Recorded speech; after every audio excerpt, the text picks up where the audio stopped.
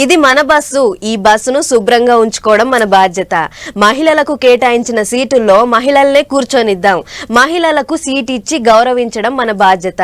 ఇగో bus సీట్ల మీద ఆడోళ్లకు సీట్లు ఇవ్వాలని గిట్ట రాసుంటది. కానీ ఇప్పుడు గీ ముచ్చట చూసినాక ఏమంటారు మీరే చెప్పుర్రి. ఫ్రీ బస్సు పథకం వచ్చినాక ఆడోళ్ళకు కాదు, ఇప్పుడు మగోళ్లకు సీట్ ఇవ్వాలని సీట్లు వెనక రాసే కాడికి వచ్చింది. సీట్లు దొరకట్లేవని ఆడోళ్లే షిగలు అందుకునే కథ అవుతున్నది. అందుకనే ఆర్టీసీలు పట్టణాలలో తిరిగే బస్సుల భలే సక్కని ఉపాయం చేసిరు. అడ్డంగున్న బస్సు సీట్లను లేపి నిలువుగా ఫిట్టింగ్ చేసిరు. అగో చూడు, మెట్రో రైళ్ల కదా గోడల కానిచ్చి సీట్లు పెట్టినట్టే ఇప్పుడు పట్టణాలలో తిరిగే సిటీ బస్సులకు ఇగో ఇటువంటి సౌలత్ చేసిరు. అంటే సీట్లు దొరికిన వాళ్ళు కూసుంటారు, లేకుంటే మెట్రో రైళ్ల నిలబడ్డట్టే నిలబడతారు అన్నట్టు. ఈడీ జోనల్ గారు సీట్లు మార్పు చేయమని చెప్పారు.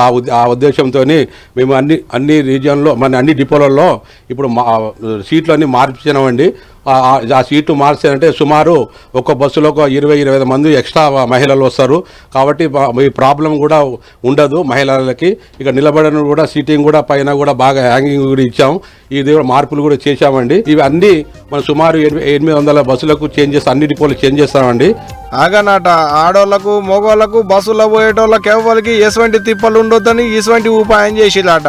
బస్సు నిండా సీట్లు ఉండేటాళ్లకు నిలబడేటందుకు తక్లీఫ్ అవుతుందని ఇటువంటి ఉపాయం చేసినాం అన్నట్టే చెప్పుకోవచ్చుండు గీ సారు. అంతేకాదు పట్టుకుందానికి హ్యాంగర్లు సుత పెట్టిలాట. అగ చూడు, ఇంతకు ముందు బస్సు టాపుకు 2 కడ్డీలు ఉండే, ఇప్పుడు అటొకటి ఇటొకటి పెంచి 4 కడ్డీలు పెట్టిళ్ళు. పట్టుకుందానికి హ్యాంగర్లు కూడా గట్టిగానే పెట్టినట్టున్నారు కదా చూస్తుంటే. ఇక ఇదిట్టుంటే ఇప్పటి సంది సీట్ల కొరకు జుట్లు పట్టుకొని కొట్టుకునేటి తిప్పలు ఉండదు అన్నట్టే.